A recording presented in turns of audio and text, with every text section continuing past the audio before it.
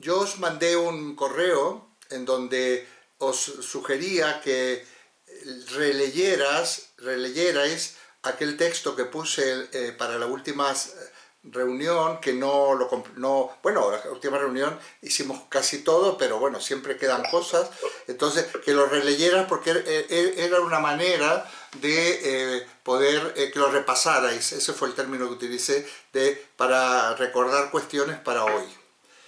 En cualquier caso, no os preocupéis porque voy a hacer un resumen en qué estábamos y en qué vamos a estar ahora.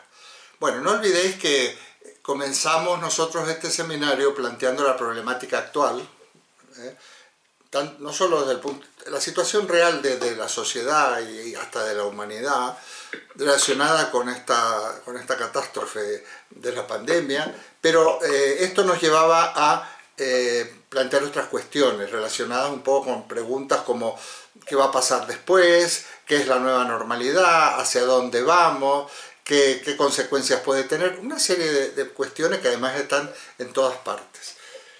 Además hicimos alguna salvedad en algún momento a la fake news, a toda la cantidad enorme de noticias, algunas verdaderas y otras falsas, y entonces cómo filtrar la información para no perjudicarnos, incluso psicológicamente, ¿no? Porque algunas posturas son tremendamente alarmistas, otras son excesivamente optimistas, otras son, digamos, directamente orientadas a boicotear cualquier tipo de reacción respecto de esta pandemia, y entonces sería terrible que la gente desconfiara como se desconfía a veces, o lo que se pretende desconfiar en las medidas sanitarias que están tomando los gobiernos. Yo decía que bueno, que a pesar de todo, pues en Europa es una realidad sociopolítica que tiene unos mecanismos de control muy estrictos, ¿no? Entonces, no tenemos otro. Además, esta región es, con todas las deficiencias, seguramente la más democrática del mundo. Entonces, bueno, yo confío, en este momento, por ejemplo, yo confío en las orientaciones que me llegan de una manera directa de las autoridades sanitarias y las autoridades del gobierno que tenemos, que es un gobierno es democrático, que podemos estar más o menos de acuerdo, pero es que si no confiamos realmente en lo que se nos dice oficialmente de una manera central, pues es muy peligroso, porque esto tiene un papel disolvente. Hay fuerzas que están intentando, precisamente aprovechando la crisis, para boicotear nuestra organización sociopolítica democrática, vamos a llamar. No olvidemos que los fascismos, as decíamos, aparecen sobre todo durante las épocas de crisis. Bueno, aquí hablamos mucho en su momento, y luego llegamos a la conclusión, una primera conclusión, digo también para María Isabel y otra gente, que para poder profundizar en esta situación y para poder tener más herramientas para comprender lo que está ocurriendo, es necesario, en este caso, en nuestro seminario de filosofía, poder poner a punto esas herramientas filosóficas que nos permitan una mayor comprensión. Y una mayor comprensión no por una cuestión de erudición, sino porque cuanto mejor entendamos lo que está pasando, mejores opciones, medidas personales podemos tener. Porque a nosotros nos pueden decir lo que nos digan, pero si uno dice, bueno, nadie no te prohíben cuidarte un poco más de lo que se recomienda, por ejemplo. Los que hemos estado contagiados no estamos tampoco, parece ser, inmunizados, por lo tanto nos podemos volver a contagiar. Fue este tipo de cosas, pero sobre todo cómo tomar ciertas... yo creo que de alguna manera nos da cierta tranquilidad si sabemos dónde estamos. Entonces, para eso decíamos, bueno, vamos a hacer un repaso de algunas instancias de la historia de la filosofía que nos pueden dejar recordando, para algunos que ya han estado, llevan tiempo en este seminario, y a otras personas que recién de nuevo ingreso, que hay muchas personas de nuevo ingreso, verdaderamente, dar un repaso de cuestiones claves, yo le llamo herramientas, que podemos tener en cuenta, ¿no? Desde qué significa pensar hasta qué se entiende por qué es la verdad, ¿eh? ¿Qué tipos de verdades hay? Y en este caso también hablábamos de lo que podía ser la verdad científica. Realmente no se trata de improvisar, se trata de que la ciencia, construye unos enunciados que nos tenemos que fiar de ella, porque está muy filtrada las cosas que se dicen, muy filtrada por las organizaciones científicas, por las revistas especializadas. Eso no quiere decir que la ciencia concluya con enunciados absolutos. Hemos abandonado la época de las verdades absolutas, de las verdades metafísicas, ¿eh? Entonces, tal como hemos dicho, ya sabéis, que los que me conocéis, que yo digo que la verdad es intersubjetiva, la construimos entre todos. Y entonces, de ahí la importancia del diálogo que estamos realizando. Y también esto tiene otra consecuencia, de la unión que se va dando. Es increíble porque aún de manera virtual nos estamos uniendo. Y estas situaciones de zozobra, unidos, se llevan mejor. Los otros días reflexionaba, este año las personas nuevas no las conozco físicamente. Fijaos que estamos en Tres Cantos, la mayoría, no las conozco. En otras situaciones pues estábamos en presencial, había nuestras charlas al inicio, antes de la clase en los pasillos, los comentarios a la salida, más de una vez nos tomamos un café con alguno, y sobre todo teníamos un par de comidas de camaradería al año, al final de año, al final del curso, ¿no? Este año no los conozco físicamente, pero de todas maneras los lazos que se van dando es muy interesante para reflexionar. Bueno, ¿qué ocurre con las verdades científicas? Bueno, después de una gran reforma que hubo de la física, cuyo protagonista principal fue Isaac Newton, y cuyo filósofo de la ciencia de la época, además admirador de Newton, es Kant, se establece que las verdades científicas no son absolutas, son dinámicas, se van perfeccionando, y todos hemos aprendido alguna vez que la ciencia, muchas veces cuando establece un enunciado que corresponde a una ley, dice, esto es verdad mientras no se demuestre lo contrario. O sea, quiere decir que no es absoluto. Algunos dicen, bueno, pero es que hay unas disciplinas como las matemáticas, son ciencias exactas. ¿Qué va? La matemática es una ciencia muy exacta, pero hay muchas matemáticas posibles. Hay una serie de problemas, tanto de la naturaleza como hasta de la economía, que si se utilizan otras matemáticas tienen mejor solución. Tengo casos que podríamos comentar de Giuseppe Peano, uno de los fundadores de la lógica moderna, que resuelve un problema con las cajas de jubilaciones y pensiones de Italia aplicando otras fórmulas matemáticas. Un ejemplo, o sea que no es baladí la opción matemática que se adopte. Pero sobre todo, que la ciencia está en continuo movimiento, en continuo desarrollo. Entonces, no podemos pedirle a la ciencia que se convierta en un dogma, en un conjunto de verdades metafísicas inamovibles, emanadas por quién sabe qué creador determinado. Por lo tanto, estamos atentos. No se puede achacar cuando los responsables de la sanidad, vamos a llamar, improvisan o a veces se equivocan porque no tienen datos suficientes, pero es que no tienen datos suficientes porque la ciencia no tiene datos suficientes. Y hoy en día todavía hay muchas cosas oscuras.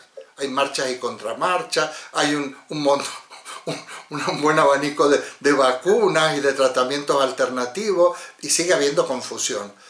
¿Cuál es el remedio? Estar informados. Quizás mitigar un poco nuestra ansiedad, nuestra angustia, pudiendo dialogar con la gente. Por ejemplo, esto es un foro de diálogo interesante y hay muchos. Somos privilegiados en ese sentido. Bueno, pues ese es un poco el espíritu.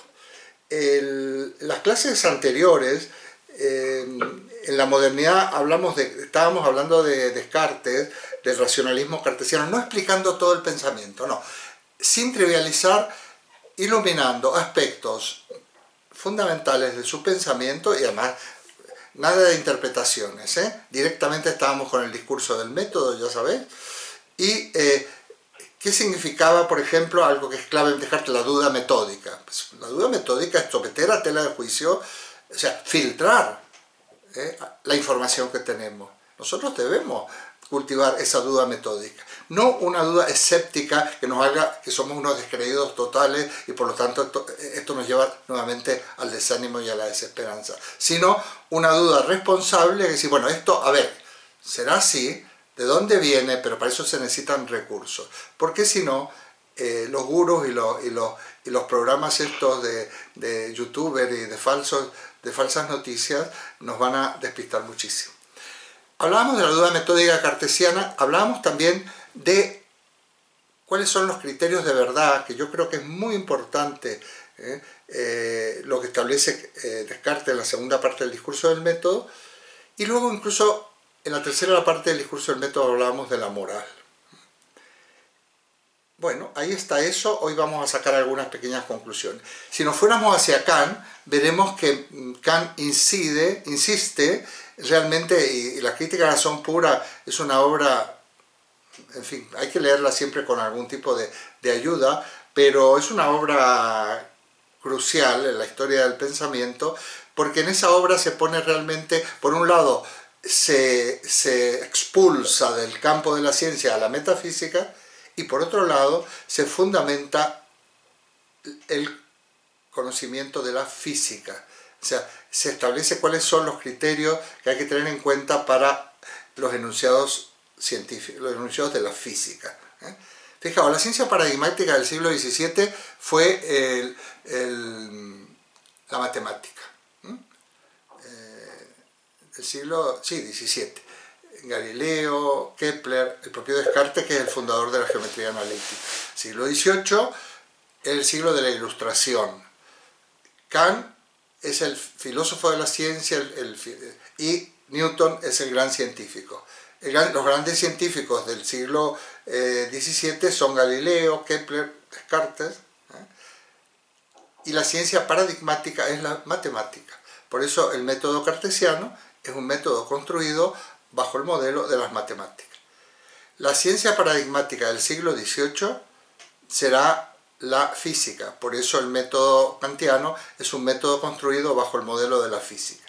Y las ciencias paradigmáticas del siglo XIX serán, vamos a llamarle las ciencias naturales, la teoría de la evolución, o sea, la biología. Esto tiene que ver luego con una serie de descubrimientos y sobre todo de exploraciones geográficas a otras latitudes. Entonces, esa ciencia, son las ciencias naturales, es una ciencia dinámica, como lo es quizás la ciencia, el aspecto vertebral de la ciencia del siglo XIX, que es la teoría de la evolución, ¿no?, de Darwin, que pone a punto otras, Langmuir y otros que son más antiguos, ¿no?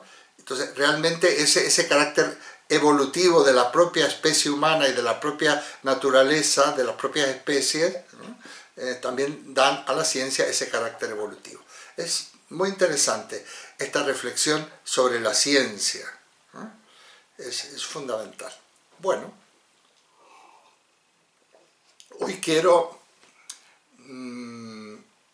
derivar un poco algunas cuestiones de Descartes y plantear lo que es un poco el meollo del pensamiento de la Ilustración, siglo XVIII, para decantar en Kant y poder poner unas bases acerca de qué podemos adoptar del pensamiento kantiano. El desarrollo futuro de este curso no va a ser historia de la filosofía, Lo que pasa es que no tengo más remedio que enfocar algunas cuestiones para que tengamos cuenta en el análisis. Yo decía los otros días, bueno, imaginaos que vamos al Museo del Prado con un guía, no nos podemos ver todo el museo, pero sin ir de carrerilla y sin improvisar, podríamos perfectamente, si vamos con un buen guía, nos ilumina, es como si ilumináramos un determinado cuadro, en este caso una determinada enunciado filosófico, una determinada cuestión, o lo enfocáramos como si en una cámara reflex se tratara, lo fijamos, lo agrandamos, lo manipulamos y vamos a ver qué encontramos ahí. Yo voy a intentar también ayudar un poco. Y esto se puede hacer, esta filosofía para todos que yo pretendo, no requiere, primero, no es trivializar, no es simplificar. Nos trataros como personas adultas, cultas y con una formación. Y además, convencido de que todos tenemos la capacidad, yo digo por ahí, y no es una mera ocurrencia, de que todos somos filósofos. O sea, porque todos podemos aplicar nuestra inteligencia a algunas cuestiones. Sócrates lo que hacía era plantear interrogantes, digamos, iluminar, llamar la atención. Esa es la función del maestro, es realmente enseñar, pero no enseñar en el sentido de adoctrinar, sino enseñar en el sentido de mostrar, oye, ¿veis esto? ¿Qué veis? Ah, vemos todos por el estilo, ah, mira qué bien. Entonces nos vamos persuadiendo de ciertas verdades, que no tienen por qué haber, no hay una verdad única, claro está, no hay una verdad única, pero hay perspectivas, como diría Ortega y Gasset, y la suma de esas perspectivas se hace un poco la luz de la verdad. Otros días me preguntaba alguien, bueno, pero ya vais a ver lo que ocurre en Kant, ¿no?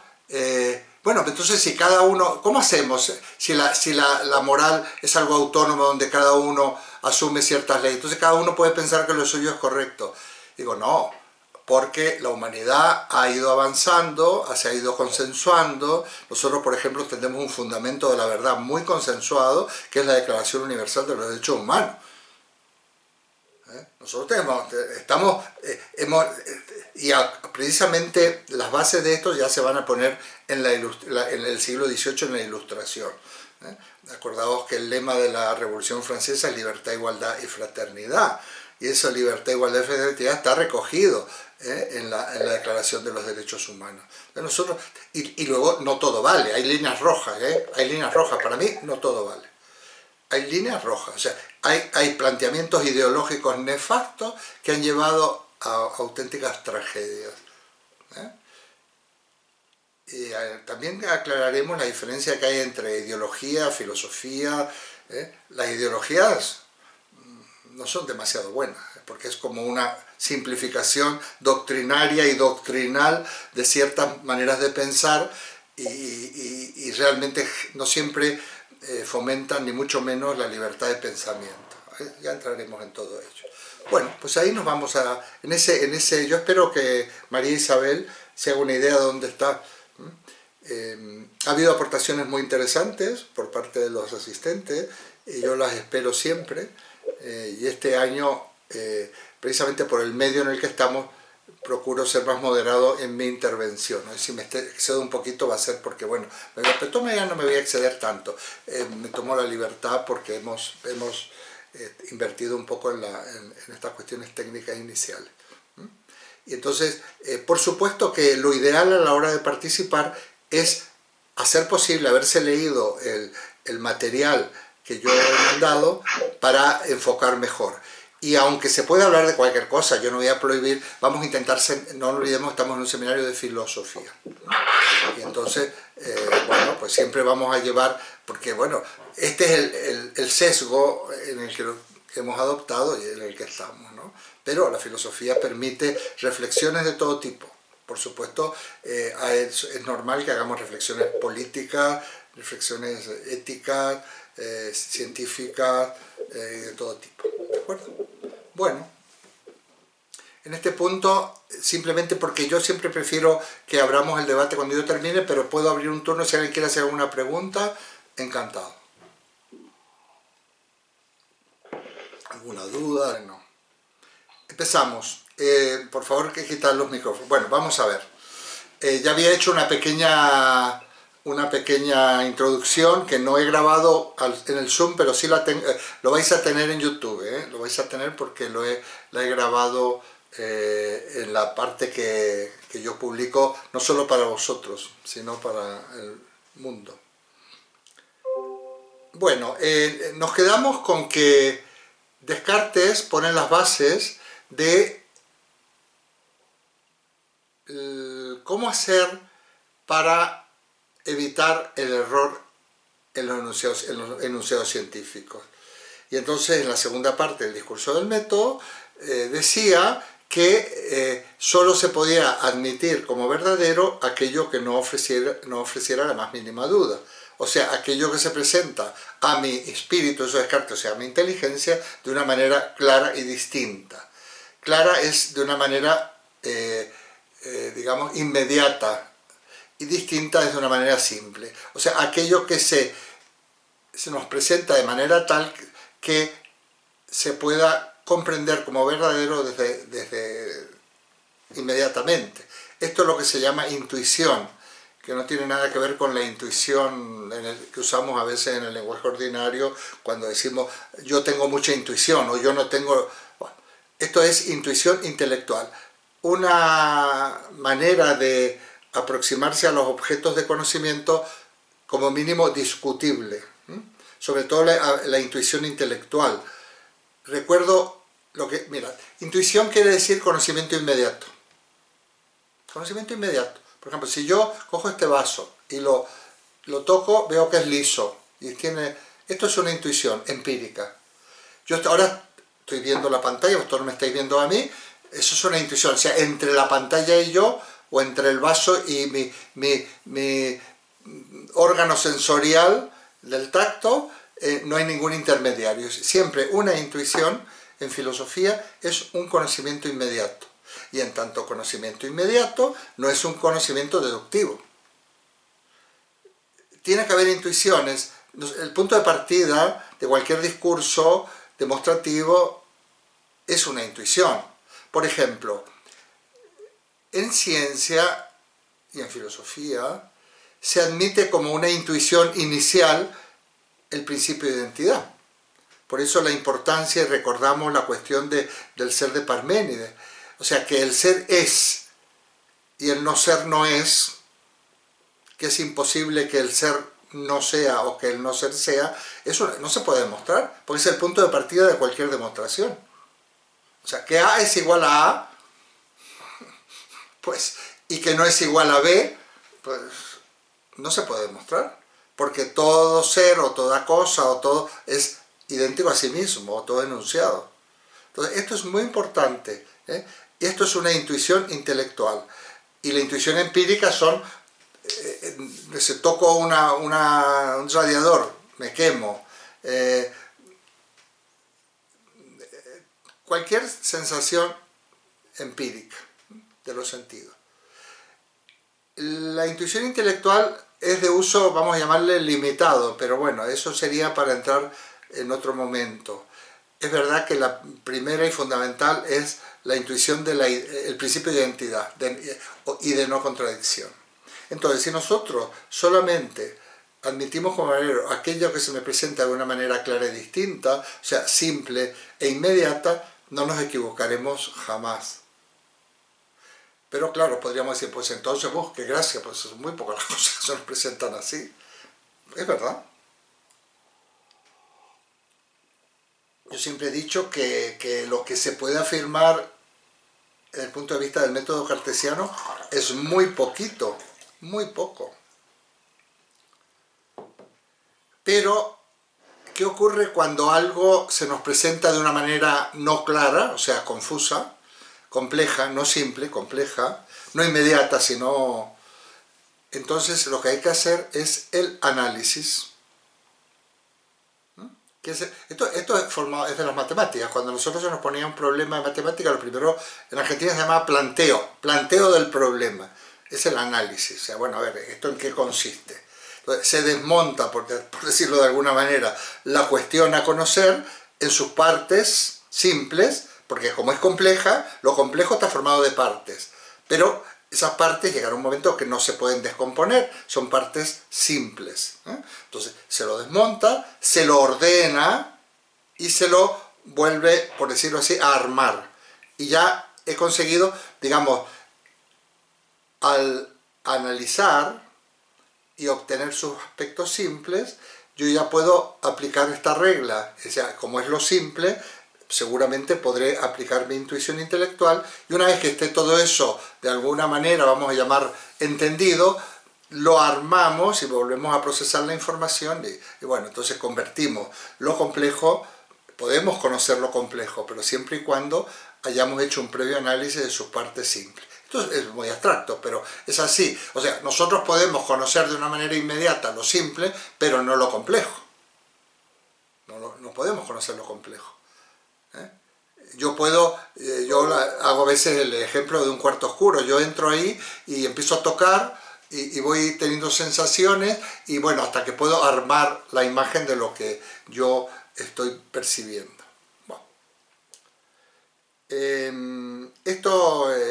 Los que vieron en algún momento del seminario el año pasado o algo de lógica, pues lo miramos un poquito más. En algún momento podemos hacer alguna reflexión de este tipo. Entonces, por otra parte, esta es la regla fundamental del método. Si nos vamos a la cuarta parte del discurso del método, donde está concentrada todo el pensamiento de Descartes, vemos que Descartes aplica el método para establecer su primera verdad, que es el famoso cogito ergo sum. Je pense donc je suis. Pienso, soy, que yo aclaré que no es el resultado de un razonamiento. Premisa, yo pienso, conclusión, yo soy o yo existo, que se la traduce a veces. Porque entonces ya no estamos no partiríamos de una intuición intelectual, esto ya es una deducción. En el mismo momento que yo pienso, intuyo que soy. Por eso Descartes dice, pienso, existo. Ese don no quiere decir ergo o luego, ¿no? Como se diría en latín. Siempre la conclusión es introducida por un entonces, por un luego, todos los hombres son mortales, Sócrates es hombre, entonces Sócrates es mortal, o luego Sócrates es hombre, o sea, lo que se expresa en lógica con el condicional. No, es una intuición de que yo existo, pienso existo, porque luego él podrá hacer razonamientos posteriores donde dice, bueno, si pienso soy, ¿qué soy yo? En fin.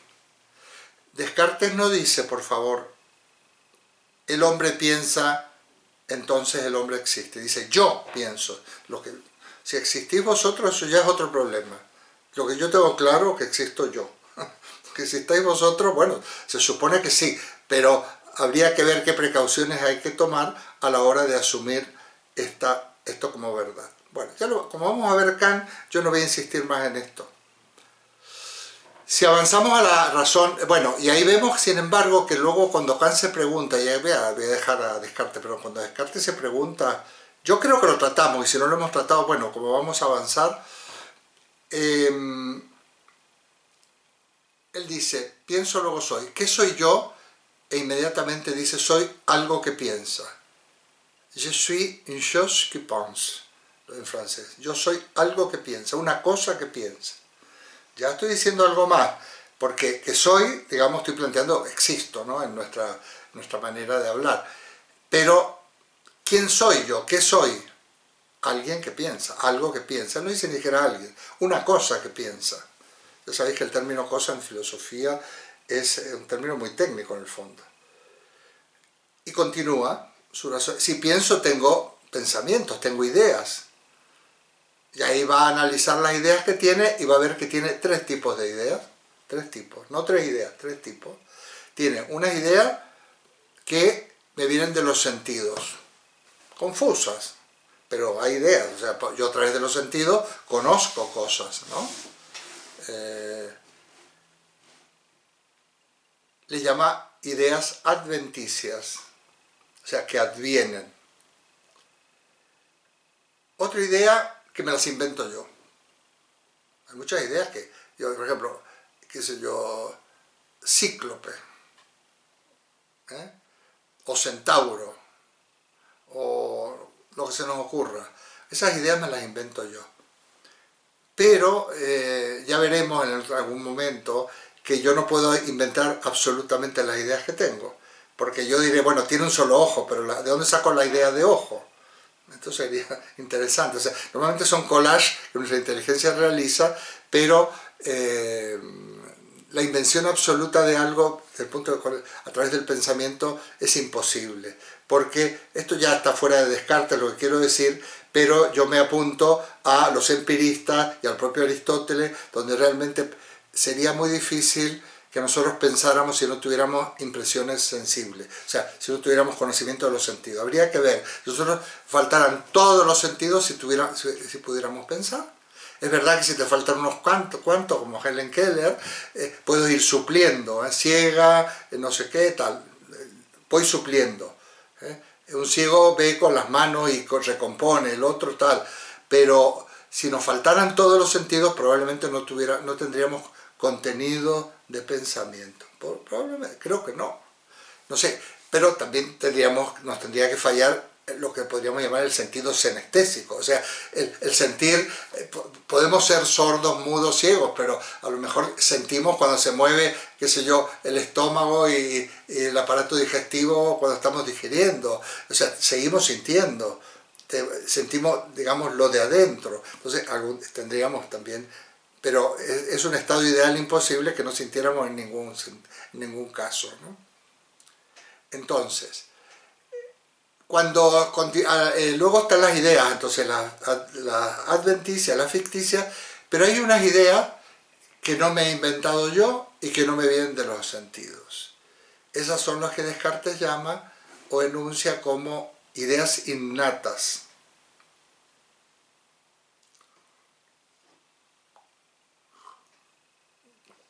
No me las he inventado, no me vienen de los sentidos, por lo tanto son ideas innatas. Hay solo tres. La idea de sustancia pensante, bueno, él habla de sustancia, porque sustancia significa de cosa, de ser. O sea, el yo, la sustancia pensante. Yo no sé con claridad, no puedo saber lo que me viene de los sentidos, pero sí sé que me vienen cosas. Lo claro de mis sensaciones es que tengo sensaciones. Luego, si se corresponden o no con la realidad es otro problema. Entonces, eso nos produce esto es la evidencia de la idea de lo que Descartes llama sustancia extensa. O sea, lo que sería el mundo, la realidad, la naturaleza. Él lo engloba todo en sustancia extensa, sustancia pensante, sustancia extensa. O sea, lo material. Desde siempre, desde los griegos, la definición de materia es la extensión. O sea, lo divisible la materia es lo divisible, porque lo que no es material no se puede dividir, las ideas no se pueden dividir.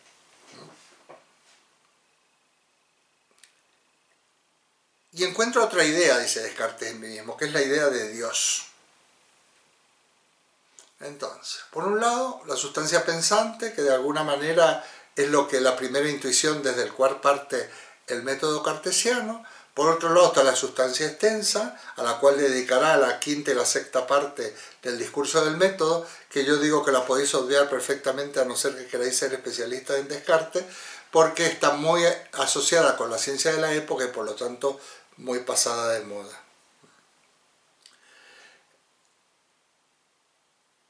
Tengo la idea de Dios, dice Descartes.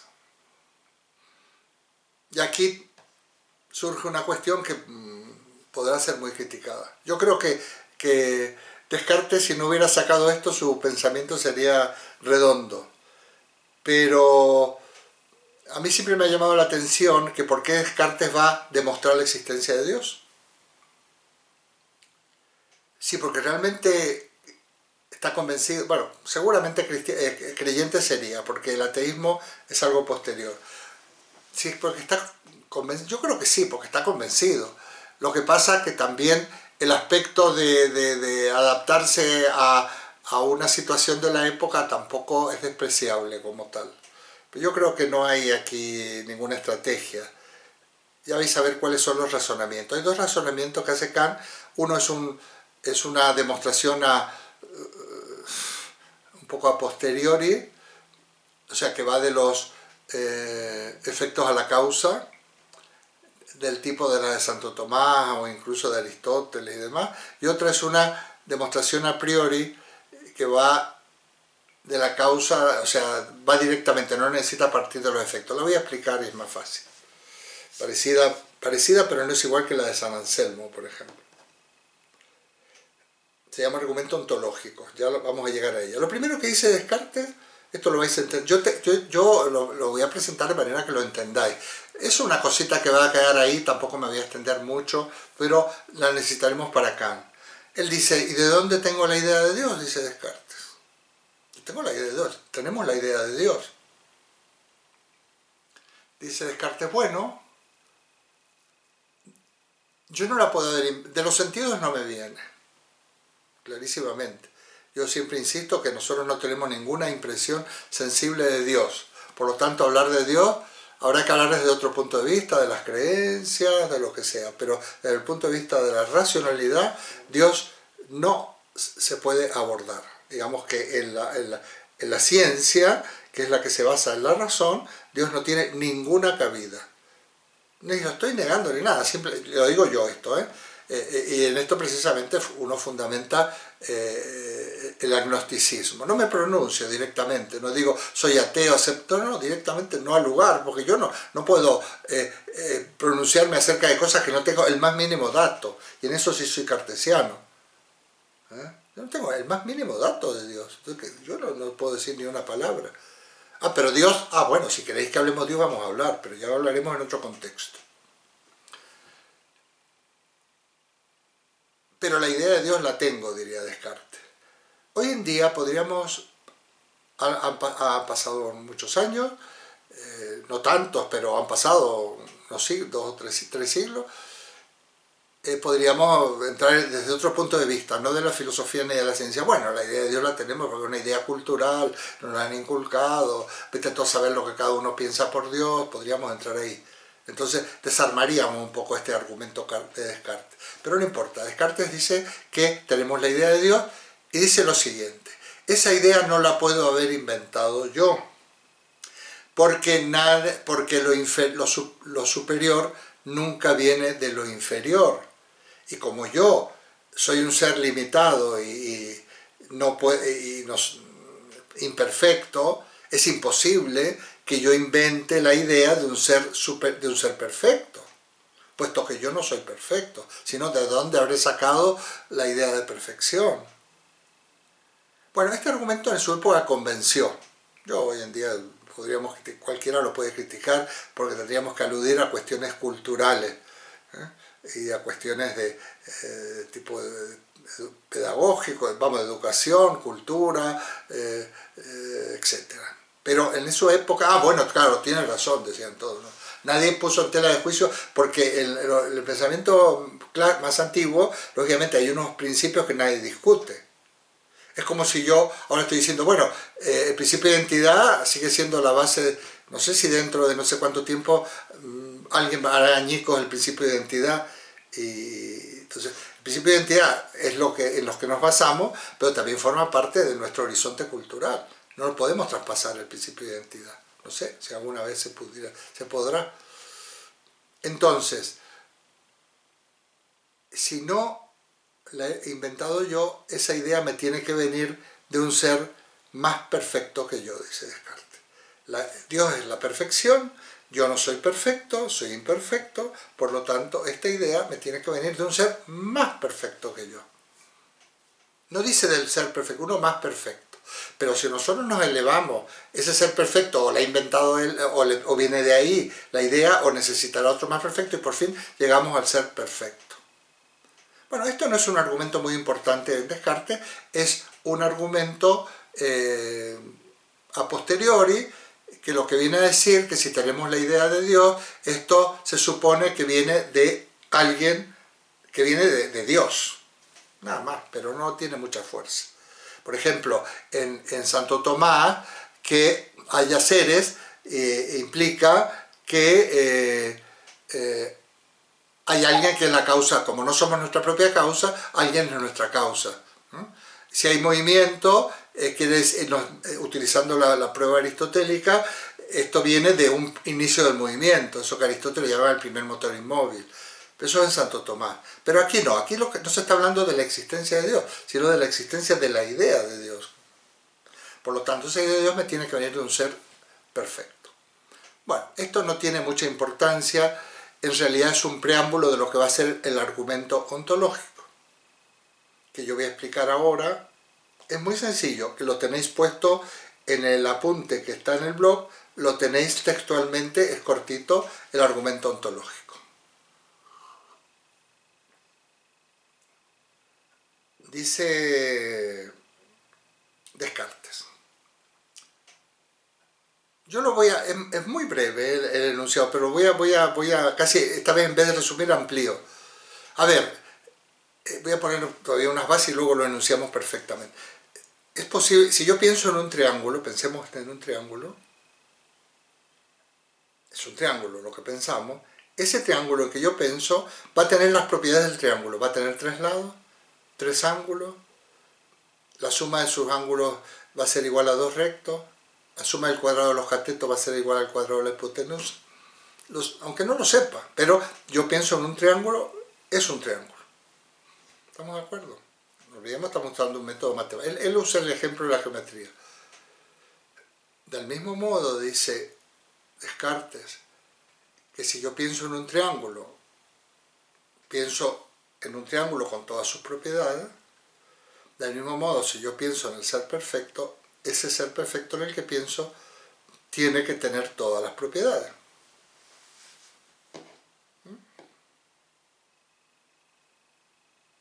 Pienso en un cuadrado, pues tiene que tener todas las propiedades. Pero si yo pienso en un ser perfecto, tiene que tener todas las cualidades. ¿Y qué es un ser perfecto? Que es perfecto en todo, que tiene todas las perfecciones. Y Descartes, ¿cuál es la perfección más importante? Existir. Por lo tanto, por lo tanto el ser perfecto existe. Ahí está. En definitiva, si pienso en Dios, Dios existe. Esto dice Descartes. Pero porque sería imposible pensar en algo que no cumpla con todas las propiedades. Y la propiedad fundamental es la existencia, porque, como dice Descartes, es más perfecto existir que no existir.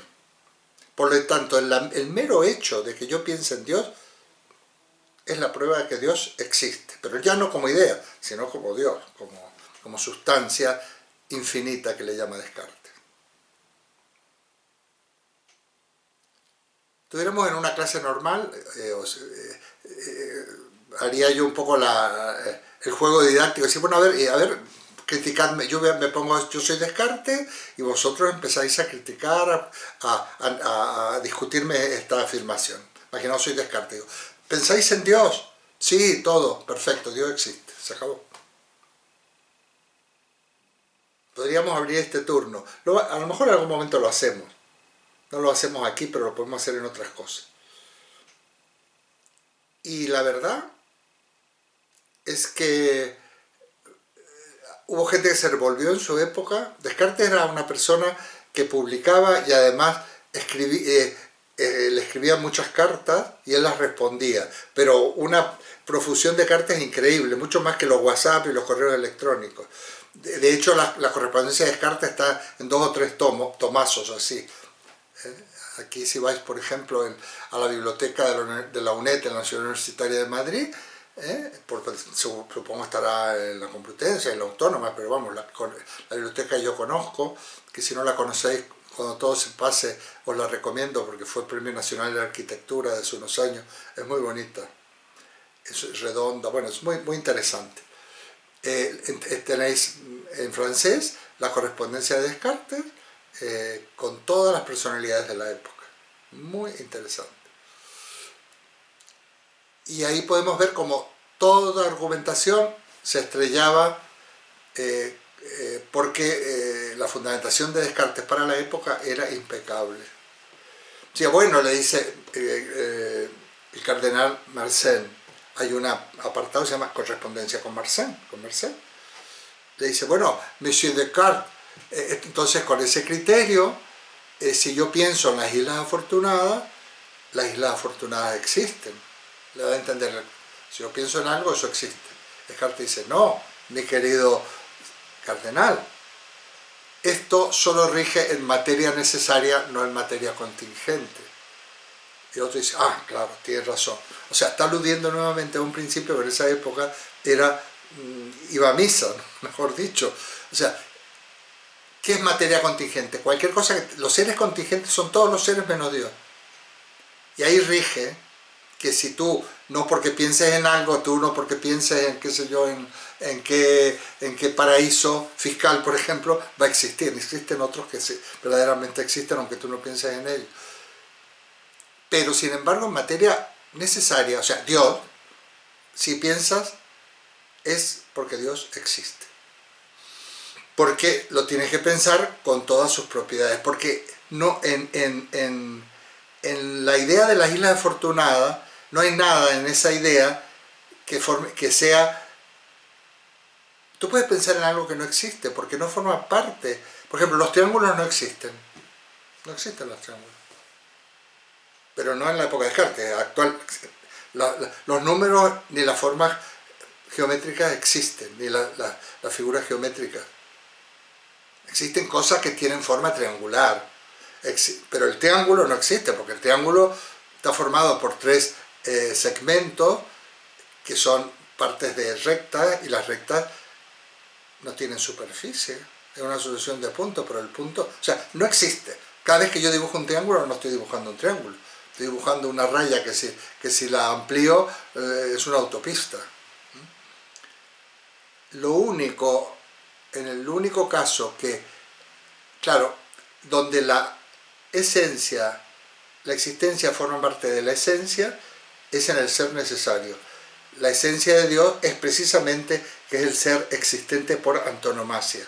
Por lo tanto, pensar en Dios es fijar que Dios existe. Ah, bueno, le decía, pero no se quedaba convencido. Pero, como le estaba dando un principio, que en esa época parecía que iba a mí. No, mi querido cardenal, es que lo inferior nunca viene, lo superior no puede nunca, digamos, perdón, esto solo rige en materia necesaria y no contingente. Hoy en día esto no lo puede, cualquiera de nosotros lo podría refutar. El que lo refuta ya en aquella época de una manera magistral, y eso quedará para la próxima clase, es precisamente Kant. Kant sí va a refutar el argumento ontológico cartesiano, se llama un argumento ontológico. Bueno, a partir de ahí, Descartes hace funcionar que como Dios existe, él dice que eso hace que Dios me ha creado en su infinita sabiduría, digamos que de alguna manera fundamenta o reafirma su método en que Dios me ha creado, hace que lo que yo vea como conciba verdadero es verdadero. Bueno, ahí yo creo que patina, porque realmente, si vamos, no hemos dicho que pienso luego soy, es la piedra fundamental del sistema que estaba buscando, que lo dice en la primera parte del discurso, pues ya está. Y luego va a decir que la garantía, no obstante todo eso, es que Dios me ha creado. Bueno, Descartes vuelve a fundamentar una metafísica de corte racionalista, que es diferente de la metafísica clásica, o sea, de la prima filosofía de Aristóteles, que en realidad no se llamaba metafísica, sino filosofía primera, y de la metafísica ya medieval de la filosofía cristiana, de esa simbiosis entre cristianismo y filosofía. Muy bien, esta metafísica racionalista, que va a ser clave en el siglo XVII, va a ser refutada por Kant en el siglo XVIII. Bueno, ¿qué hora es a todo esto? Ah, bueno, tenemos un rato. ¿De acuerdo? Bueno, yo creo que voy a quedar aquí, partiendo de la base que hasta la semana que viene voy a poner otro texto, voy a recomendar otro texto que ya los tengo puesto en el blog sobre Kant. Kant es el filósofo de la Ilustración. Bueno, puedo dejar planteado. Mira, en la Ilustración podríamos decir que el lema sería el imperio de la razón. Como ves cuando se habla aquí del imperio de la ley, el imperio de la razón. La razón moderna, la famosa razón moderna. Estamos hablando del sujeto moderno, que por otra parte ha sido en la etapa actual de la filosofía sobre todo en la segunda parte del siglo XX, enormemente criticado. Yo haré algunas reflexiones de este tipo. Entonces, es el imperio de la razón. O sea, la razón en política se llama no a la monarquía absoluta.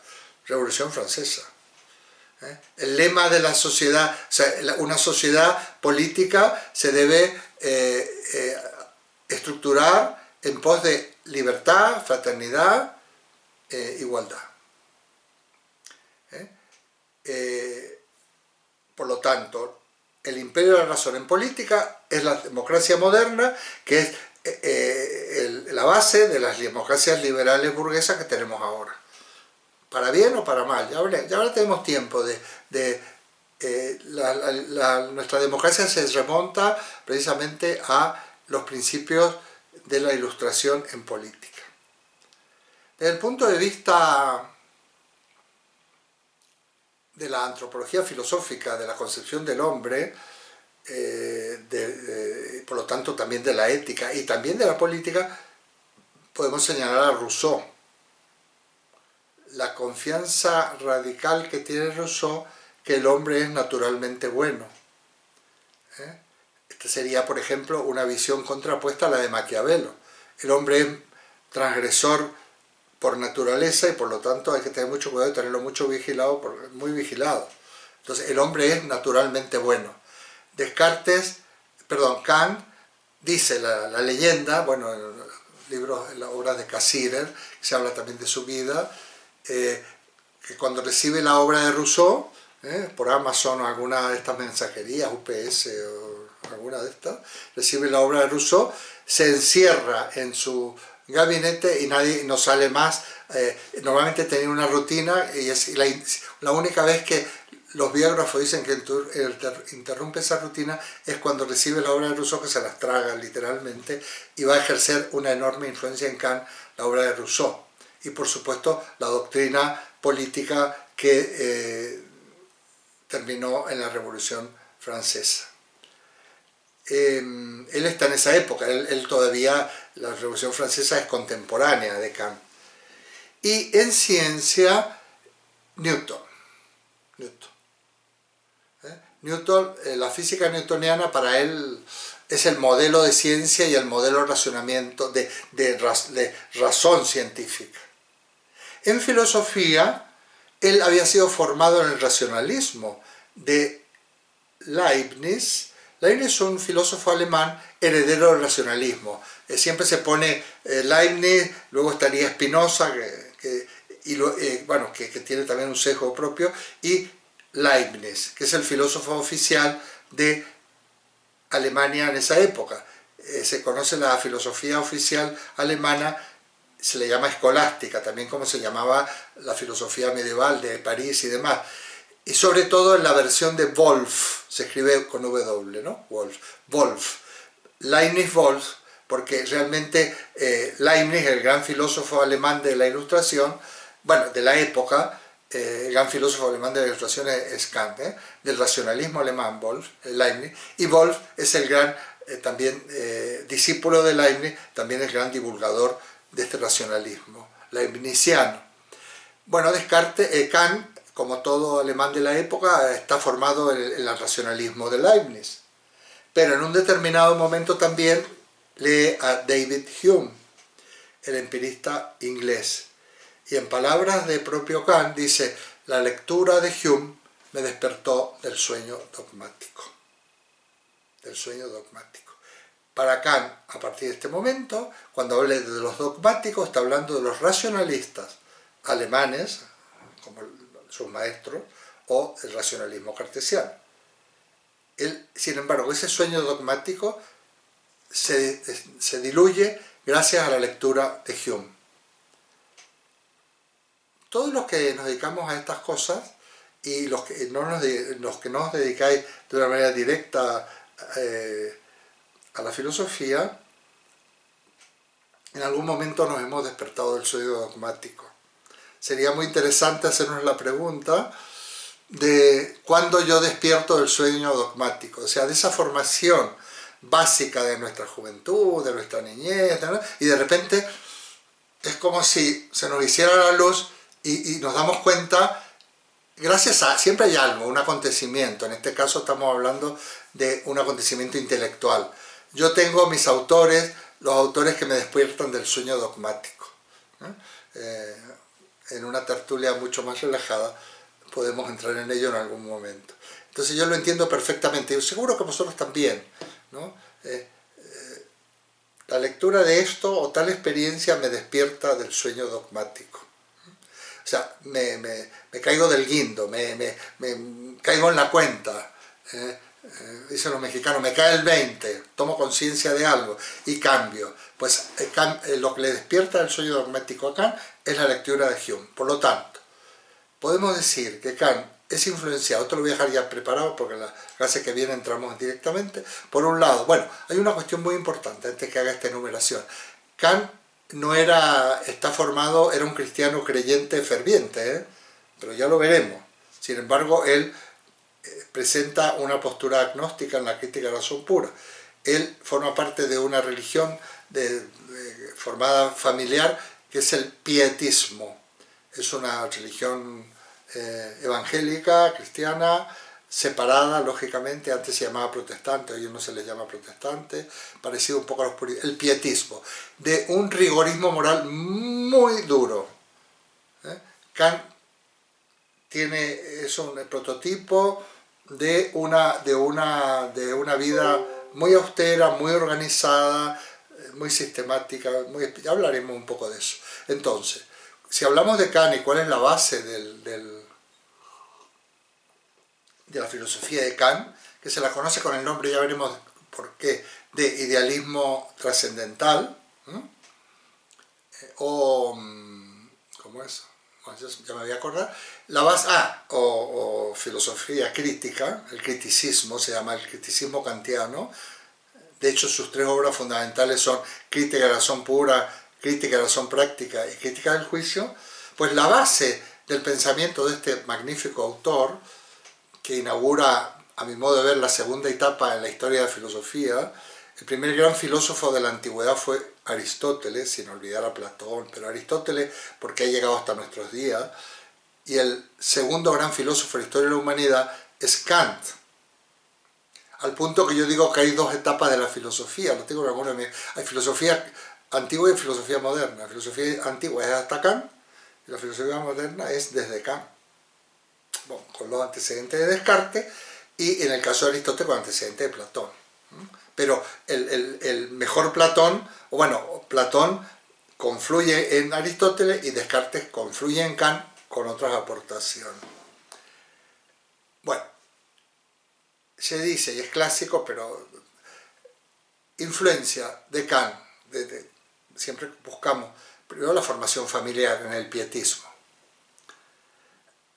La formación en el racionalismo leibniziano, pero filtrada por el pensamiento de Hume, que le despierta el sueño dogmático y a partir de ese momento él va a adoptar esta postura que se llama crítica. En ética, antropología, Rousseau. Y en ciencia, Isaac Newton. El gran filósofo de la Ilustración es Kant. O sea, así como Newton, el de la física, Rousseau y otros de la ciencia política, de la ética y de la pedagogía, Kant es el gran filósofo de la Ilustración. La semana que viene vamos a poner unas bases del pensamiento kantiano, que para algunos se da repaso, pero los que habéis hecho este tema en varias ocasiones, podéis constatar que yo nunca hago una repetición, porque yo no uso unos esquemas fijos. Entonces siempre ilumino o enfoco el tema desde una perspectiva y de otra, y siempre algo nuevo, supongo y espero que aparezca en estas exposiciones. Muy bien, con esto os voy a agradecer vuestra paciencia y vuestra atención, y voy a abrir el debate que puede ir de específico priorizamos un poco las intervenciones específicas relacionadas con la filosofía y con esta época, pero también podemos comentar estas cuestiones. yo aquí me callo, cedo la palabra a, ¿cómo se llama el amigo Francisco? No sé si está por ahí, ¿dónde lo veo? ¿Dónde está Francisco? ¿Está Francisco? ¿No está? No sé si está o no está. Bueno. No lo sé, voy a mirar si está, pero creo que sí, a ver. Francisco, sí. Francisco Taratiel, sí. Lo que pasa es que se ha quitado el vídeo. Vale. Ah, sí, lo estoy viendo la foto. Bueno, le doy la palabra a Francisco para que dé la palabra, empezar a pedir palabra o lo que sea. Yo momentáneamente también voy a silenciar mi micro para que no haya interferencias.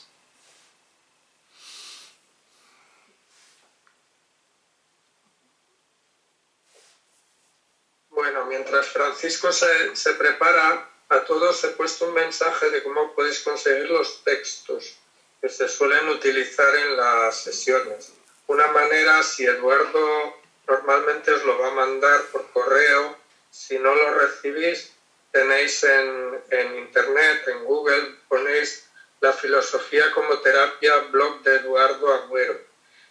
Ahí, si os inscribís ahí pues recibís las novedades y siempre se publican ahí las cosas relativas al seminario. Por último, hay un grupo de WhatsApp que no suele tener muchas cosas, pero vamos, hoy, por ejemplo, pues ha habido gente que no se podía conectar y ha puesto mensajes. Entonces, si queréis estar en ese grupo, me mandáis a mí un WhatsApp a mi teléfono que figura en el chat.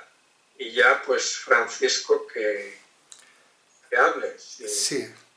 Muy bien, Luis, espera un momento, muchas gracias. Sí, yo recomiendo, porque yo me he metido ayer, no sé si al final puse algo o no, al principio éramos un poco reticentes, pero Luis ha sido tan amable que ha armado este grupo, o sea que si os inscribís con Luis en el grupo, lo administra él, no yo, pues también va a ser, voy a hacer siempre, voy a mandar un correo y voy a mandar también, lo voy a colgar el texto en el grupo de WhatsApp de Luis. Como no todo el mundo va a estar o no todo el mundo quiere estar en grupos de WhatsApp, va a recibir su correo, con copia oculta si yo no me equivoco, alguna vez me he equivocado. En el blog conviene suscribirse porque entonces y poner la opción de recibir los avisos. Entonces cada vez que yo publico algo, pues lo vais a recibir. Entonces son las dos cosas. Porque también, bueno, pues eso es la cuestión. Muy bien, lo dejamos entonces al amigo Francisco. Bien, vale, entonces, a ver, ha pedido la vez para hablar Carmen Vázquez, hay varias Carmen Vázquez, y a continuación el siguiente será Juan Antonio, y los posibles que vayáis alzando la mano. Carmen, tienes la palabra. Hola, buenos días. Hola, Eduardo, no sé si se me oye. Se te oye muy bien, se te oye perfecto. Vale. Yo lo que pasa es que voy a quitar mi micrófono ahora por también como... Pero yo adelante. no me leí el blog, pero sí me estuve leyendo ayer el capítulo de Kant de tu libro, el del año pasado, y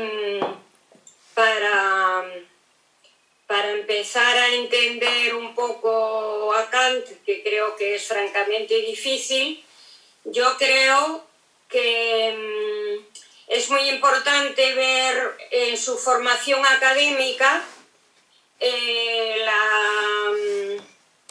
la influencia de Hume, como tú lo has comentado ahora, Descartes, Copérnico, Newton y Rousseau. Yo creo que fueron sus grandes maestros. Entonces, haciendo un poco de análisis de cada uno de ellos, creo que con Descartes un racionalismo exclusivo llevaría al dogmatismo. Con Hume, que creo que era un empirista, solamente con sus teorías nos llevaría a un escepticismo. Y yo creo que en ese momento Copérnico no solamente colocó el sol en el centro, sino colocó también al hombre. Entonces seguramente hubo un cambio de pensamiento. Newton con los avances científicos y Rousseau con la filosofía moral y política. Yo creo que todo esto alimentó una mente privilegiada como era la de Kant, pero él no tomó compartimentos estancos de cada uno, sino que luego elaboró una tercera interpretación o un juicio diferente que le llevó a escribir, me parece a mí, sobre una ética universal. Creo que partiendo de esto, de la experiencia del ser humano, de las teorías de Descartes también, pero creo que dio como un salto en el pensamiento, una forma de pensar nueva, donde aparcó también esas creencias exacerbadas del pietismo y preocupado por el futuro de la humanidad realmente en qué debo hacer un uso práctico de la razón, es lo que le llevó a escribir pues una serie de juicios, tanto teóricos como puros, pero que realmente nos llevan a una ética basada en la libertad y la razón. Creo que ese es el objetivo para partir de ahí empezar a digerir todos estos pensamientos que creo que llevan mucho tiempo. Es lo que yo ayer, para arrancar un poco, pues elaboré sobre lo que tú has escrito en el libro y sobre lo que tú estás comentando ahora, para poder centrarme un poco en un tema que a mí me parece extremadamente difícil y complicado para entenderlo de buenas a primeras. Es lo que quería decir, para poder llegar a entenderlo. Gracias. Muy bien. Bueno, Carmen, muchísimas gracias. Me ha encantado lo que has dicho. Has hecho, primero que eres siempre, haces los trabajos, haces muy trabajadora y muy organizada. Y mira, has hecho una síntesis introductoria buenísima, perfecta. Entonces me gusta porque quiere decir, bueno, estamos encaminados y precisamente gracias a trabajos como que ha hecho Carmen y que deberíamos intentar hacer los demás, aquello que parece muy difícil, vamos a intentar, sin simplificarlo, que lo entendamos y que además nos sirva como herramienta para aplicarla, en la vida incluso. Yo estoy encantado con lo que has dicho, no voy a ser paternalista, pero tú también tú eres profesora como yo, tú eres profesora como yo y hoy te... No, yo soy una jubilada. Sí, pero yo también. Entonces en el registro te voy a poner un 10. Ay, gracias, qué bien. Te voy a poner un 10. Muy bien, gracias, muchísimas gracias. Gracias, Carmen. Ten la bondad de quitar el micrófono y la mano como que la has pedido, para no volver. Muy bien. Gracias, muchas gracias, Carmen. A ver, entonces, Juan Antonio, por favor, cuando quieras puedes hablar. Hola, buenos días a todos. Pero pregunta o duda es, bueno, sabemos que Descartes y Kant son los precursores de la llamada filosofía moderna. Bueno, yo personalmente, no sé si es por las ideas que tengo, los encuentro a los dos un poco pasados de moda, por decirlo de alguna manera. Entonces, ¿cómo podríamos llamar a los filósofos del siglo XX y siglo XXI, que son filósofos que de verdad muchos de ellos, o la mayoría, toman partido por el mundo en el que viven, por unas ideas, unos de unas, otros de otras, cosa que Descartes y Kant no tomaban partido por, no sé si llamarlo ideológico o como sea, ¿no? No hay un cambio de filosofía de ellos a la época actual. Bueno, esa es tu pregunta, ¿verdad? Muchas gracias. A ver, vaya que si tomaban partido, ya intentaré Descartes y Kant, vaya que si tomaban, claro que tomaban partido, todos los filósofos han tomado partido. A ver, ¿sabéis que se acuñó en su momento el término postmoderno? Que es un término que luego se ha aplicado en otros contextos, hasta en la movida madrileña. Pero ahí habría que matizar mucho, porque los términos... Bueno, a ver, la pregunta sería, yo lo tengo por ahí, no estoy tan... ¿Se ha superado la modernidad? Primero, entendido por modernidad la filosofía de la Ilustración con el sujeto como centro, lo que se llama el sujeto moderno, tan denostado y tan criticado, al cual se hace responsable de muchísimas cosas.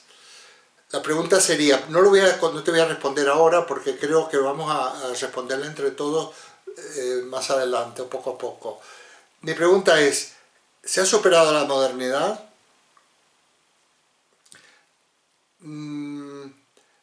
Mi segunda observación sería, o sea, yo no la tengo clara, esa duda os la pongo porque yo también me la hago. Lo segundo, yo creo que todavía no se ha aprovechado, antes de liquidar la modernidad, todavía no se le ha sacado suficiente partido.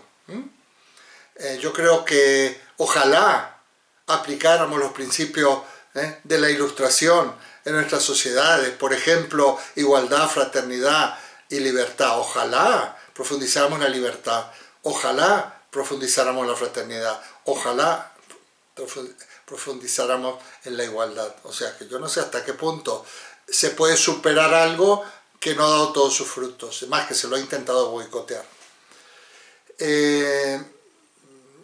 Yo creo que de todas maneras donde se están... mi apuesta es un poco arriesgada. Yo digo que hay dos épocas, antigua y moderna, y yo creo que todavía estamos en la modernidad. O estábamos. En el siglo XX, en mi último libro hablo del siglo XX y pongo como algo emblemático el atentado contra las Torres Gemelas de Nueva York, sí que están pasando cosas que probablemente anuncien una nueva etapa, que a mí no me gustaría llamarle posmodernidad, porque es no decir nada, es como decir, pues pongamos que adquiera su propio nombre. Es como, la modernidad no es la pos época medieval, y el medioevo no es la pos antigüedad. En su momento podría haberlo sido, pero luego adquieren... El que no tenga nombre hace que todavía estemos en la modernidad, a mi criterio. Pero sí que hay algunos atisbos de esta filosofía, digamos, a partir del milenio, ¿no? Porque ya han pasado, decía yo, unos 20 años, y yo espero que podamos reflexionar sobre algunos pensadores de estos últimos 20 años, algunas cosas que han aparecido.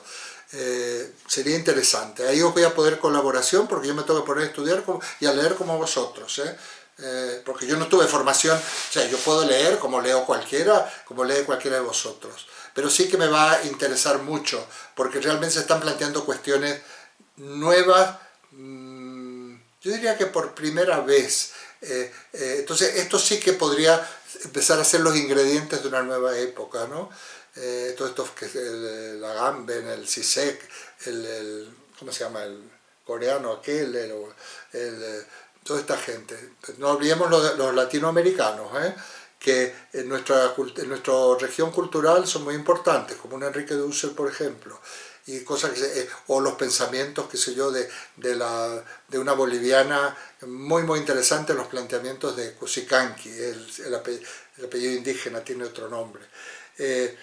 Entonces, o las aportaciones del feminismo, no digamos nada la tremenda polémica que se ha armado ahora con la ley de la chica de Irene Montero, por ejemplo, que es un signo de los tiempos, pero que no solo de España, en donde Lidia Falcón, la gran feminista española, le ha salido al frente y está siendo en este momento, ha sido procesada por incitación a no sé qué por parte de ciertos colectivos.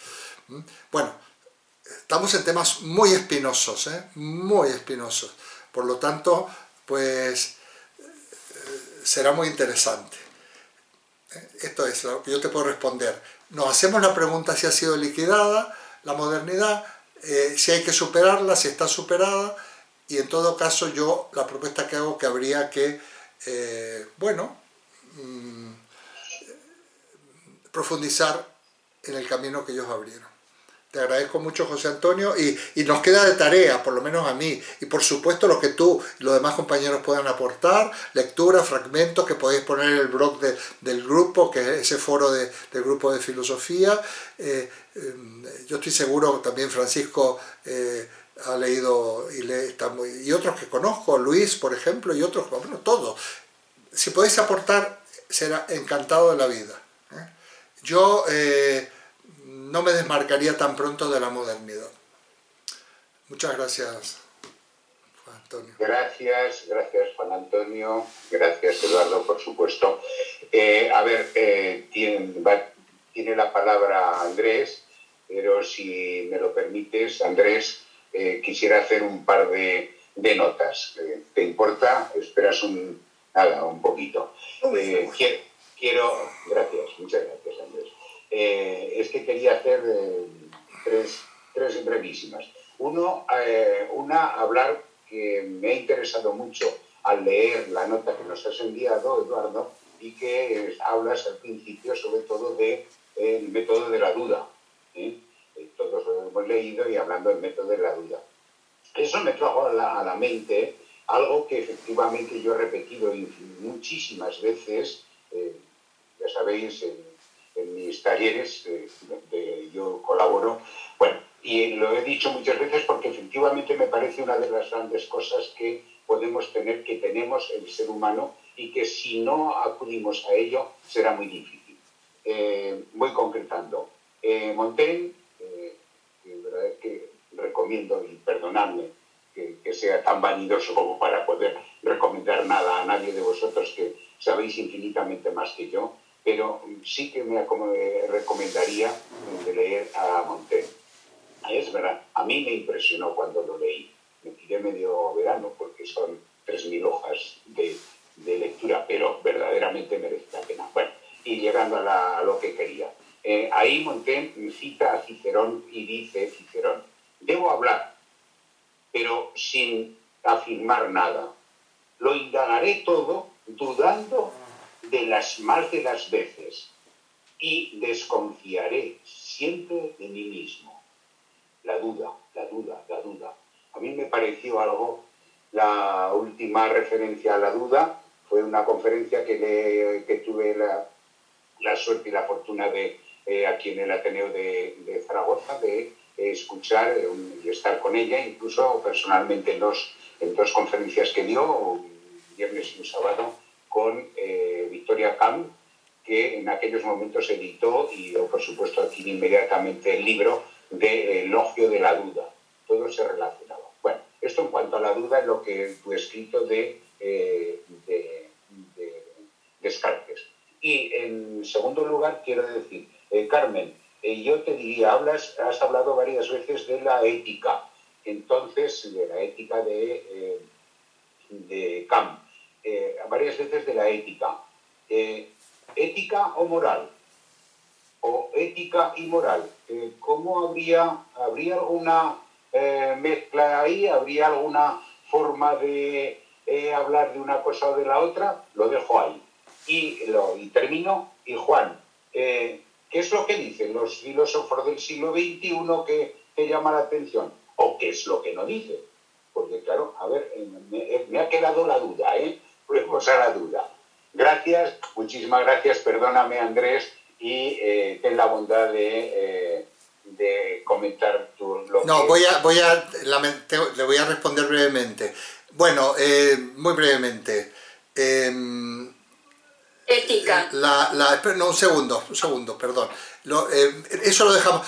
R, el amigo Francisco con ética y moral.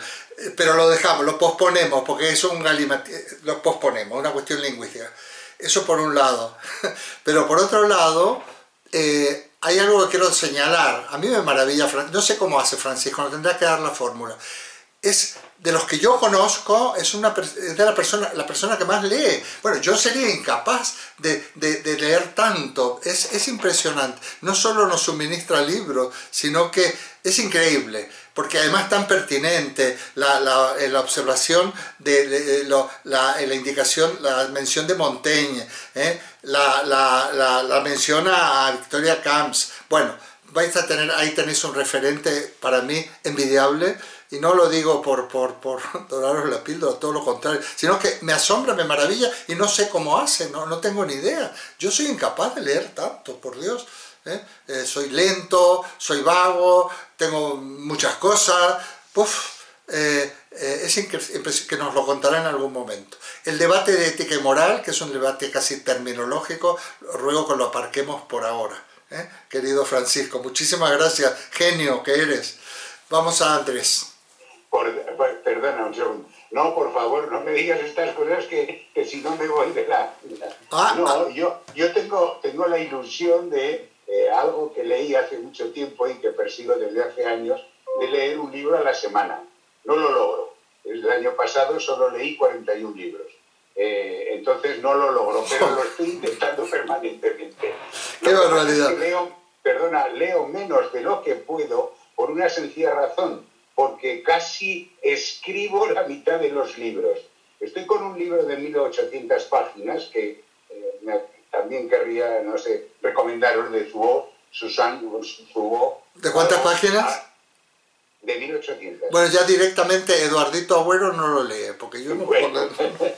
Bueno, pero yo lo que hago es que concretamente voy tomando notas de todo aquello que me parece que en un momento determinado puede venir bien, sobre todo pensando, ahora no, porque no puedo ir al colegio, porque no podemos, está cerrado, no podemos, pero sí que cuando surge algo, por ejemplo, lo que estamos en este momento, sí que me gusta decir, pues recuerdo que, pero claro, recordar dónde está esa frase que viene a propósito, o por ejemplo hoy, saber dónde está en un libro de 700 o de 800, la cuestión está en... Entonces, ¿qué hago? Ya nos contarás, Francisco, en algún momento tu fórmula. Termino. Entonces las pongo en unos Word, en unos documentos, y esos me los guardo. Y claro, me cuesta muchísimo más leer, porque si no hiciera eso, leería más deprisa. Perdonadme todos, de verdad. Andrés, por favor. Andrés. Gracias, Francisco, gracias. A Francisco le vamos a tener que poner un cronómetro como los de ajedrez. Estoy de acuerdo. Bueno, el tema de lo de modernismo o posmodernismo. Yo creo que todo descubrimiento científico a lo largo de la historia ha originado un cambio en el pensamiento de las personas, ¿no? Newton, su descubrimiento de la gravedad modifica la forma de pensar a partir de ahí. Cuando aparece la máquina de vapor en el siglo XVIII y con él lleva consigo la revolución industrial, modifica la forma de pensar de las personas. Ahora tenemos un hecho que yo considero que es trascendental, que es el descubrimiento del genoma. Aparece la biogenética. Esto, lógicamente, va a cambiar la concepción del mundo de una manera radical. Luego, lógicamente, según hemos visto la evolución del mundo, la manera de pensar tiene que cambiar radicalmente otra vez. Porque ya digo, el cambio es radical. Lo cual significa que si bien estamos en el modernismo, estamos ya con el otro pie metido en el posmodernismo, porque esto va a motivar un cambio, considero, grande en la forma conceptual de pensamiento. Simplemente era esa observación. Gracias, Andrés, tienes toda la razón. Y a eso tenemos que estar muy atentos, precisamente cuando digo que tenemos que mirar todos estos acontecimientos del milenio, vamos a estar atentos y esa va a ser nuestra tarea en las próximas sesiones, ¿no? Vamos a tener que mirar, y además yo espero aportaciones vuestras, tanto lo que me acabas de comentar, aportaciones, o que de repente pongáis algún texto en el blog para que vamos a comentarlo en la clase siguiente. Yo hago una pequeña reflexión, una pequeña introducción, pero es una tarea nuestra, porque ya te digo, aquí partimos, ya sí somos exactamente iguales. Aquí partimos de las lecturas actuales, algunas, hay gente como Francisco, estoy seguro que tú también en los temas que planteas nos llevas muchísima delantera, desde luego a mí me la llevas. Entonces, de eso se trata, yo estoy de acuerdo, lo del genoma y también lo de la cuestión de estas tecnologías de la comunicación, todo esto, esto mismo que estamos haciendo, en donde podemos participar uno que está en Valencia, otro que está en Zaragoza y demás, pues también, y más cosas, ¿no? Realmente, y que además hasta nos estamos acostumbrando, porque esto es el asunto, ¿no?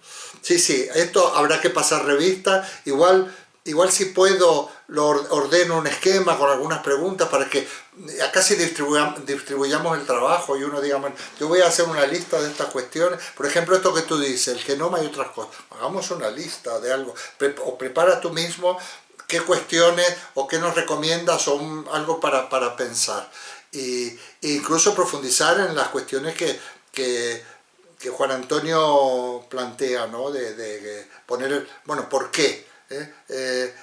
¿Por qué ya no dejamos, qué diferencia hay entre la modernidad y lo que pasa ahora, etcétera? Bueno, pues nada, muchísimas gracias, sí, por supuesto, por supuesto. Gracias, muchas gracias Andrés, ten la bondad de quitar la mano y cerrar el micrófono. Muchísimas gracias, gracias. A ver, ahora quiere hablar Juan Antonio, y yo un poco en lo que se está diciendo ahora de modernidades, yo también apuntaría leer concretamente a uno que para mí está diciendo mucho sobre eso, que es concretamente Harari. Harari, con sus 3 libros fantásticos, y el uno bueno, el otro mejor y el otro mejor, los tenéis todos los 3 a vuestra disposición, porque yo os lo mando a vuestra casa, a vuestro aparato, porque todo es digital, cuando queráis. Pero Harari, para mí, es alguien que define muy bien la modernidad, perfectamente, la modernidad y el futuro de la modernidad. Gracias. Juan Antonio, tienes la palabra, gracias.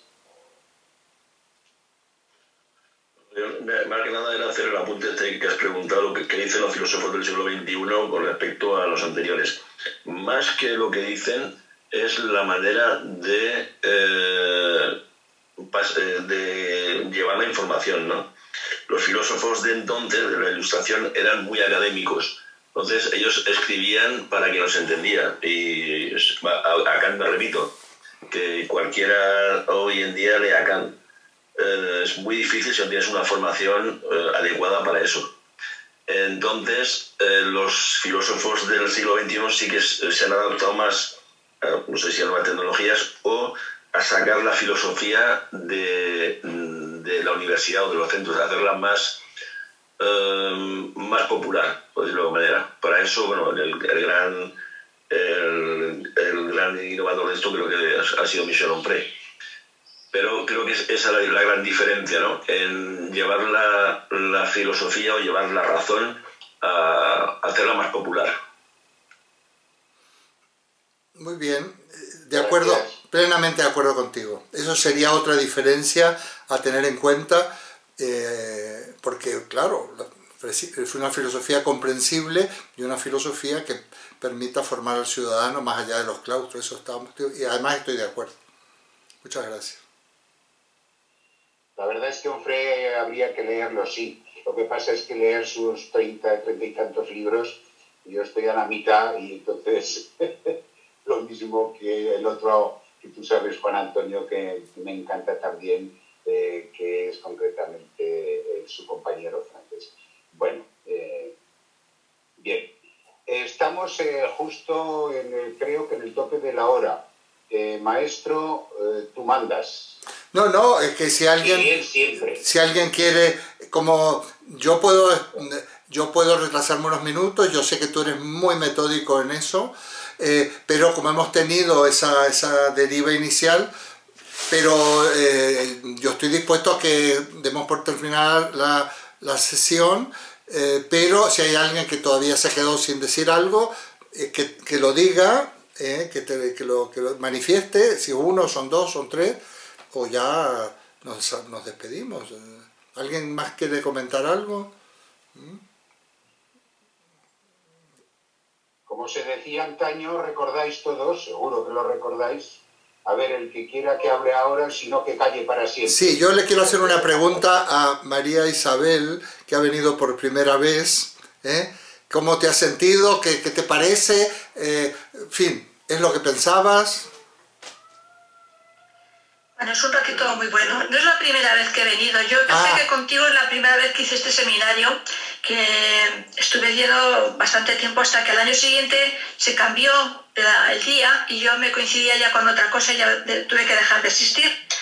Y, bueno. O sea que ya más o menos a ti te conocía. Muy bien. Y bueno, me gusta mucho escucharos. La verdad es que, bueno, son ratitos de reflexión, son ideas que voy cogiendo y bueno, aprendo mucho. No tengo el bagaje que tenéis muchos, pero bueno, no me importa. A mí me gusta mucho las reflexiones que hacéis. Muchísimas y voy gracias. aprendiendo, que es de lo que se trata. Y desde luego, si intentamos abordar el momento de pensamiento actual, para mí sería muy importante. Que yo creo que estamos viviendo en un mundo de mucha confusión. Estoy de acuerdo contigo. Bueno, muchas gracias. Gracias a ti. Todos nos parece siempre que tienen un bagaje a mí superior al nuestro. Yo también lo pienso, de vosotros. No creáis que me considero que soy el que más sé, ni mucho menos. Ya he dicho que me voy muy despacio en la lectura y otras cosas. Pero bueno, me alegro de tenerte de nuevo aquí entonces. Y bueno, y seguimos entonces. Si alguien quiere, como dice Francisco, si alguien no levanta la mano, ya nos vamos a dar porque nos despedimos, ¿no? Con tu permiso, una última cuestión, y perdonadme, soy muy pesado, pero oye, si... Tiene que haber de todo, Francisco. Exacto, pero eso, por favor, el blog, os lo suplico de rodillas. Mirad el blog, que a ver, bueno, que quizás vais a encontrar muchas tonterías por mi parte, pero es que a mí me parece que el blog es un sistema que nos permitiría tener una comunicación diaria, semanal, por la noche, por la mañana, y dejar vuestras ideas. Lo último que os digo, por ejemplo, en lo último que he puesto, Juan Antonio para mí también es, bueno, es mi segundo maestro, después de Eduardo, Juan Antonio, pero bueno, a lo que digo, os pongo la última entrada que he puesto el otro día, recuerdos. Decid vuestros recuerdos maravillosos, como yo digo en ese escrito, por favor, porque en la época que estamos pasando, con lo que nos está viniendo, con lo que tenemos alrededor, a mí se me están muriendo partes íntimas de mi entorno, uno a la semana. Vamos a hablar de cosas bonitas, dejemos ya de una vez el maldito virus y los malditos historias de los políticos diciendo que sí, que no y que todo lo contrario de lo de más allá. Hablemos de eso. En el blog lo podemos poner, lo podéis poner. Hacer comentarios, hacer vuestras propias aportaciones. El blog es una verdadera maravilla, de verdad, os lo ruego. Oye, perdonadme y por mi parte, con permiso de nuestro querido maestro, Carmen Conde quería hablar, pues ten la bondad. Perdonad, pero es que le estoy dando aquí a ver cómo funciona el tema, porque yo no soy postmoderna. Te estamos oyendo perfectamente. Me sale lo que no quiero. Vamos, lo veo todo muy bien. Pero vamos, que estaba ya un poco averiguando cómo funcionaba todo esto. Yo con respecto a lo del tema que estamos hablando, creo que el tiempo es muy importante en lo que estamos hablando. Nos interesa lo que dijeron antes que nosotros, lo que nosotros que somos, porque no creo que seamos, sino que estamos y queremos averiguar y quizá hablemos hacia el futuro. Pero todos estamos siempre lo mismo, pensando, deduciendo, pensando, pero al momento en que yo salga de aquí, vendrá otra cosa. No sé si me explico, creo que no. Sí. Perfectamente. Muy bien, gracias, Carmen. Muchísimas gracias. Se trata de eso precisamente.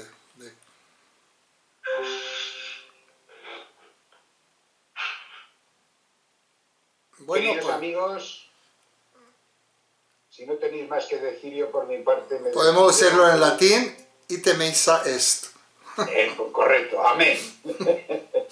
Un abrazo de verdad. Un abrazo y me alegro para todos y cada uno de vosotros. Nos vemos el próximo jueves. Adiós a todos. Muchas gracias y muchas gracias, Marisa. hasta la próxima. Me alegro de verte, Marisa. Yo también.